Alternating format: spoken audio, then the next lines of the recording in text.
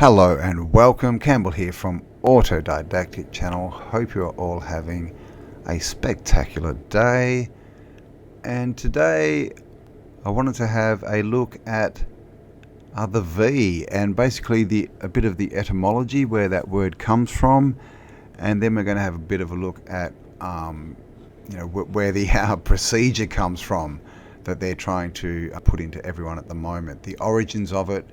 Basically the song remains the same, so let's jump into V.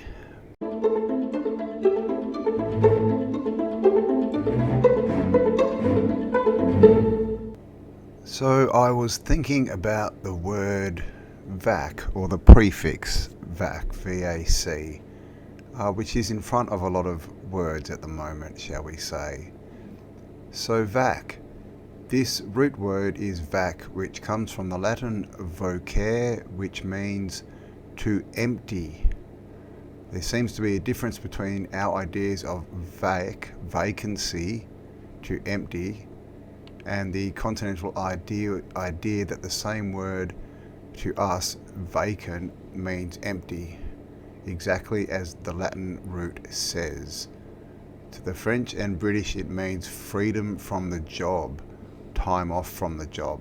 So they're saying, so it's basically vacation is what they're talking about, and it's not the word that's changed, it's our interpretation of it. So now we look at vacation as a holiday from work, as they say, but that comes from vacate, which is to empty, to leave. So vacation is to leave work, to be away, to empty work. So we have words like vocate, to make empty, to leave. Vacant, empty, not occupied. Vacancy, the state of being empty. Evacuant, okay, vac is in there. A purgative, so to purge, to get rid of. Vacation, a rest from work, a holiday. So that's where they're talking about it's changed the meaning. But really, the base word or the base meaning of vacation is to be away, to be empty of work. In a state of being empty, right? Work not occupied, because you're not there. A vacationist, one who's on vacation. A vacuum, VAC, a space entirely devoid of matter and emptiness. Nature abhors a vacuum. Vacuole, relating to a vacuum. Vacuous, a small cavity in space or tissue which contains air or fluid. So again, that's a pocket of emptiness of the tissue. So it's all these words have got to do with emptiness. So we've got evacuate, of course. Vacantly, vacantly, right? Like the vacant stare, right? Emptily, idly, inanely, staring vacantly. The vacant eyes with nothing behind them. So this is all vac words. And of course we know the vac word that's going around at the moment. And so obviously the prefix means to empty. So what are they emptying people of is the question. They're making people vacant, right? They're emptying them out. Their bodies are no longer occupied. They're in a state of being empty. They've been purged. All these things, the vacuum, right? Nothing there. Vac. Etymology of the V. Adopted from the French, it is a technique originally revealed in 1796 by the ingenious English doctor and researcher Edward Jenner, 1749 to 1823. In view of the looming threat of smallpox, the name comes from the particular manifestation of a V that existed among cows, known scientifically as variolae vaccinae, known as cowpox to the English. So from the Latin vaccinia, associated with the adjectives vaccinus, understanding anything related to cows, coming from vacca, for cows. Specifically, later in 1891, the French physicist Louis Pasteur used the term VV that one, in recognition of Jenner. Jenner, interesting name, in the fight against anthrax as well as avian cholera. So basically, he's found smallpox, or what he's saying is smallpox in cows, which is, cowpox, which I think became mad cow disease. And so it comes from variola vaccinae. Now, a bit of a deeper look, and I found this, and this is variola vaccinae, the birth of the fraud. In May 1796, Edward Jenner, acting upon a superstition among the dairymaids of Gloucestershire that a person who had suffered from cowpox would never get smallpox, he inoculated one James Phillip with lymph from a cowpox vesicle, and on the hand of a dairymaid in June he inoculated the boy with smallpox. Basically, it says it was on the strength of this solitary experiment that Jenner had launched his discovery upon the world, claiming that cowpox was a prophylactic against smallpox. While to give some sort of scientific colour to the claim, he labelled cowpox with the name variolae vaccinae, or smallpox of the cow. The picture of the whole of the colleges of physicians and surgeons swallowing the theory of an unqualified county apothecary based on one totally unreliable experiment seems scarcely credible. In 1838, however, after the final straw, another fierce outbreak of smallpox due to inoculation, the authorities had finally seen through the practice was banned under threat of imprisonment in 1840.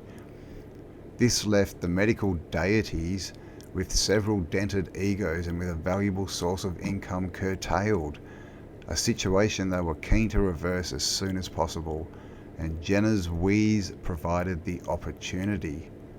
So the medical authorities, who had solemnly recommended inoculation as beneficial, had been compelled to admit that it was spreading smallpox and increasing the number and cases of deaths. Doctors were therefore glad to welcome what purported to be a non-infectious process for which so many was claimed. From that time, the government protected these from inquiry and criticism. Failures were not considered and misleading statistics were accepted. Nothing changes. So I'll leave the link to this so you can read the whole thing. But as you can see, this was introduced. It was found to be, deadly. It was injuring and killing people. It says down here they had to admit that, an increasing number of deaths. And basically it says that they were, they wanted money, right? Because they lost money because they were inoculating everyone. So what happened? From that time, the government protected the V's from inquiry and criticism. Ring a bell, anyone? This was back in the 1840s or 1830s when this happened. And here we are, 180 years later. And same story. Nothing new under the sun. After the V-induced fiasco, the smallpox V is produced by sharing the bellies of calves and then making long slashes in the skin into which are rubbed smallpox cultures. Fever sets in and the wound festers. A scab forms over the reservoir of poison as the increasingly sick, immobilized animal is prevented from licking the wound to try to ease the intense suffering. Oh my God. After 6 days, the calf is bound and strapped to an operating table. The vesicles are clamped and the mixture of the skin, flesh, pus, blood and hair is scraped off. Oh my God. Sieved and transferred to containers. After this potion was injected into the blood of the nation's children, the largest UK epidemic of smallpox ever known began, with a peak of 42,000 deaths in 1871 to 1872 alone. The graph line of smallpox deaths, which would probably have disappeared around 1870, was still there in the 1920s as isolation eventually defeated the medically created plague. Okay, did you hear that? Medically created plague.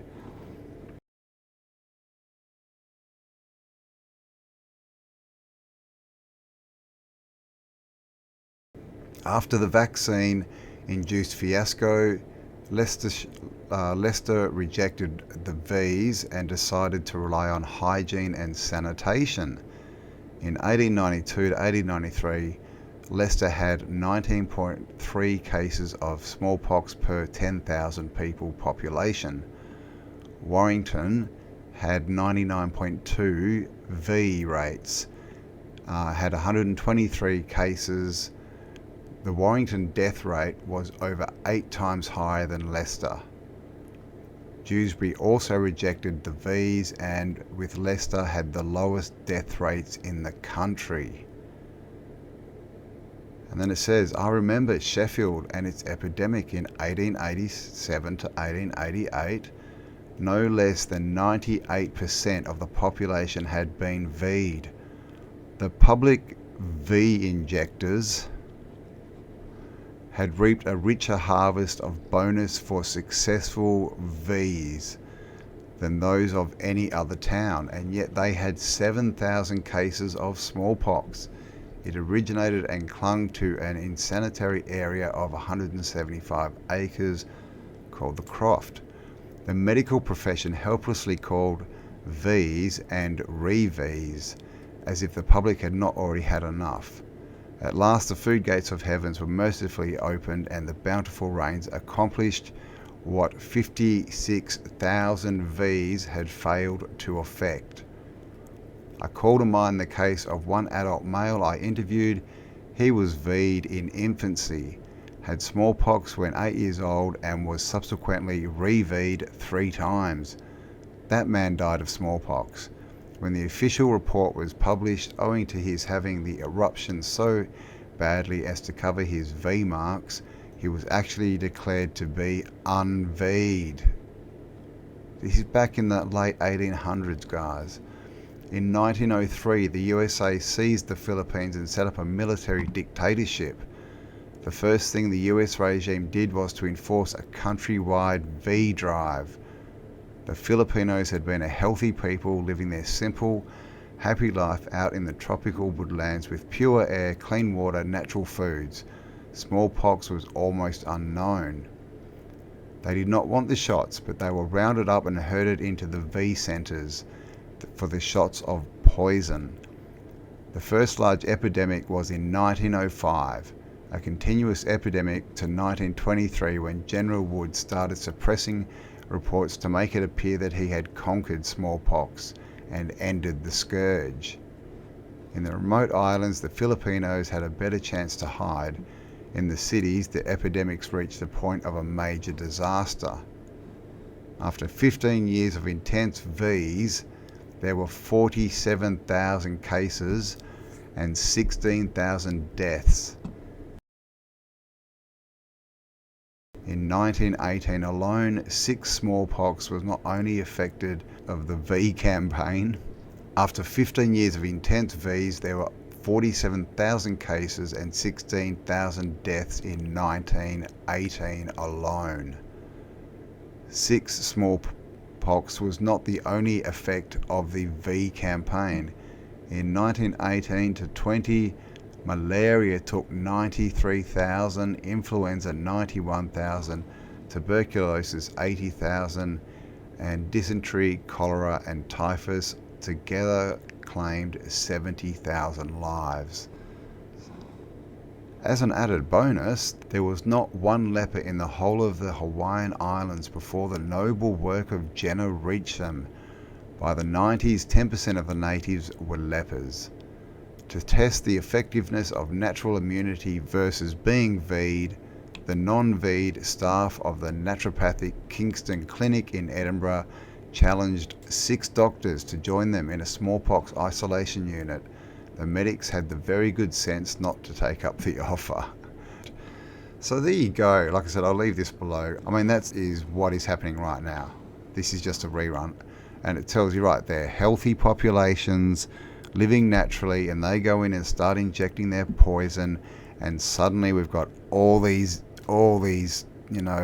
diseases, and they look all to be related to the V. So it's not just that they were getting, smallpox. They were also getting malaria, influenza, tuberculosis, dysentery, cholera, and typhus.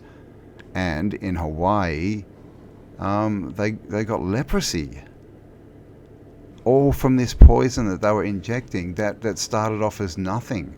And you heard the process. I mean, oh my God. So this is the medical establishment. This is where it comes from, guys. This is what it's built on, and this is what they're doing to us now. So, yes, definitely, after hearing that, if you still want the V, then I'd say run out and get it. But, of course, we all know today what they're giving us it's not even really related to this. It's so much worse. They've been doing this for 100 years plus. Well, it says the first one was in 1798. And they're still going, but now they're changing what's in it. Now it's not even a V. Now they don't even scrape all that disgusting stuff off. Now it's just, we know what's in there now. Self-replicating molecules, shall we say that. So there you go, the V and its origins, and it's just the same old story. And we know this every 100 years, right? Spanish flu, all this kind of stuff, smallpox, epidemics. They're caused, guys. These things are made, they're caused. And this is exactly what we're seeing now. We know with what's going on that basically no one has died. No one is dying. But as soon as the V's came out, what happened?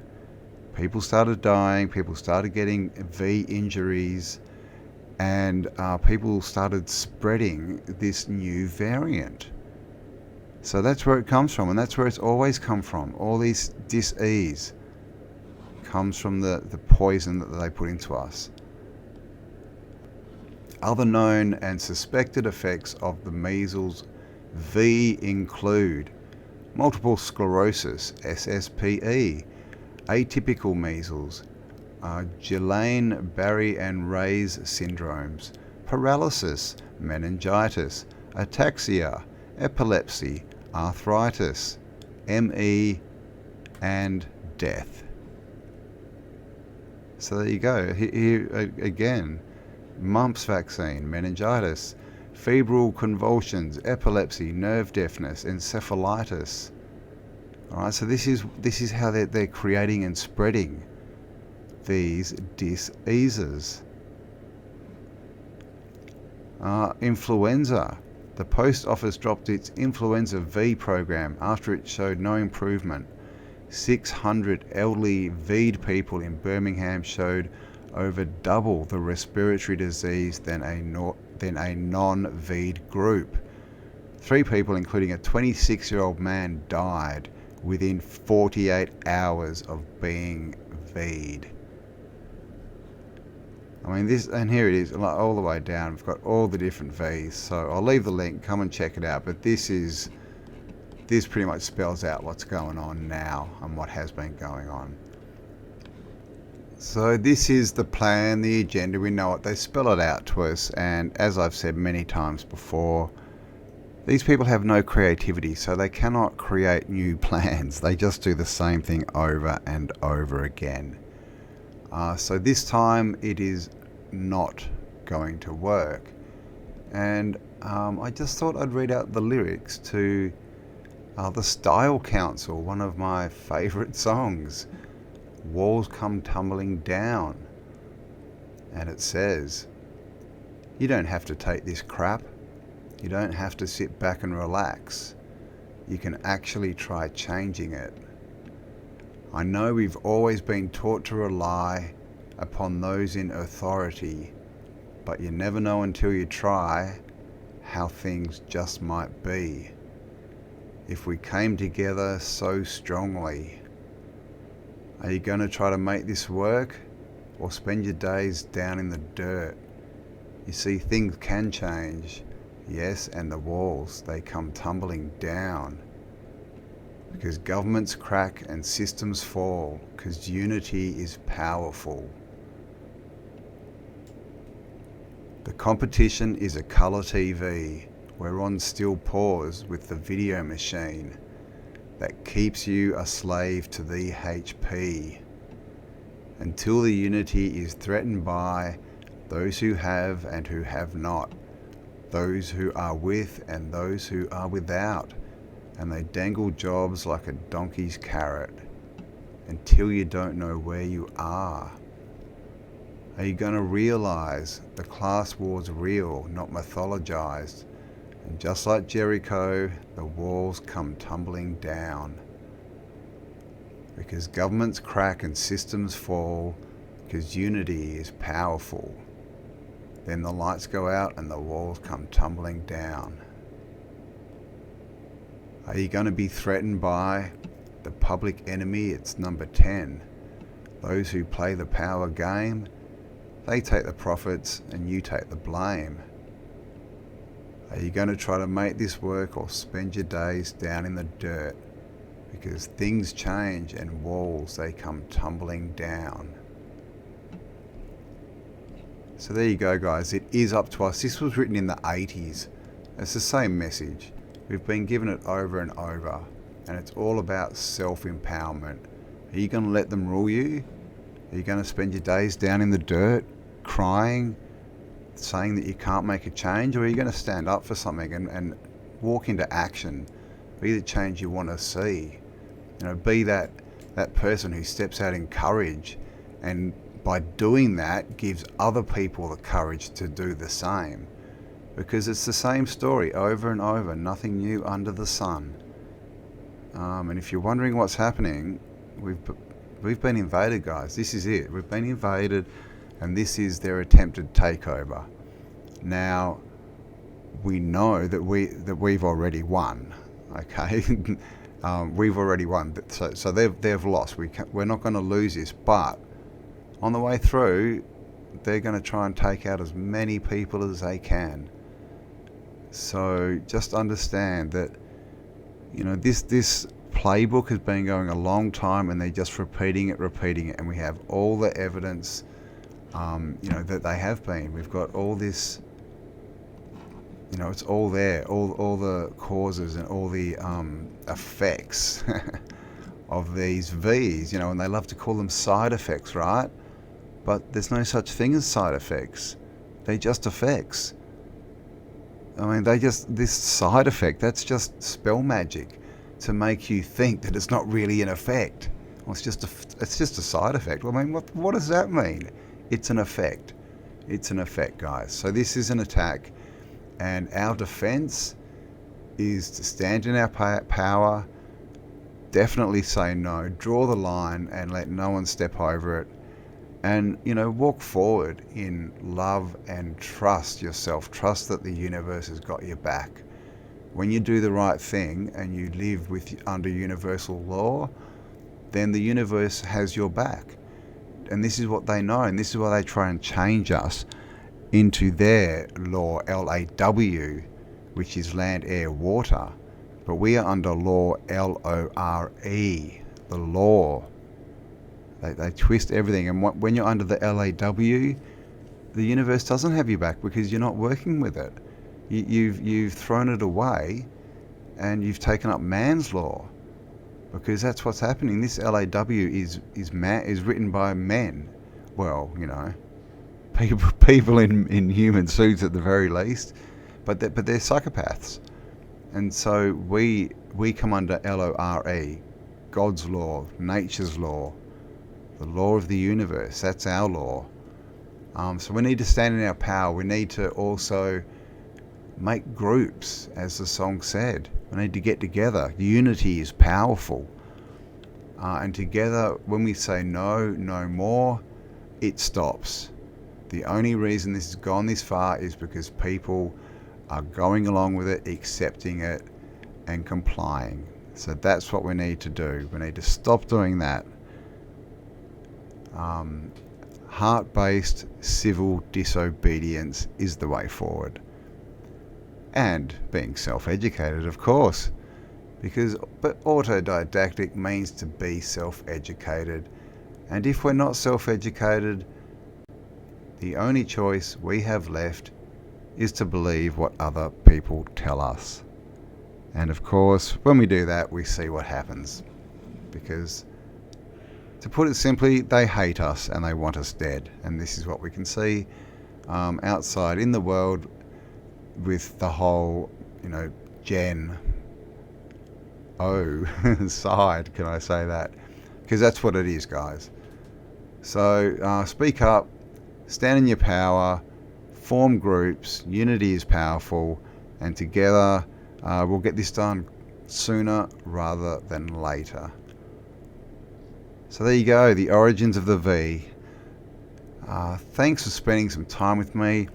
If you enjoyed that, please share it around. Give me a like, subscribe if you haven't already, hit the bell, and you'll be notified of upcoming videos.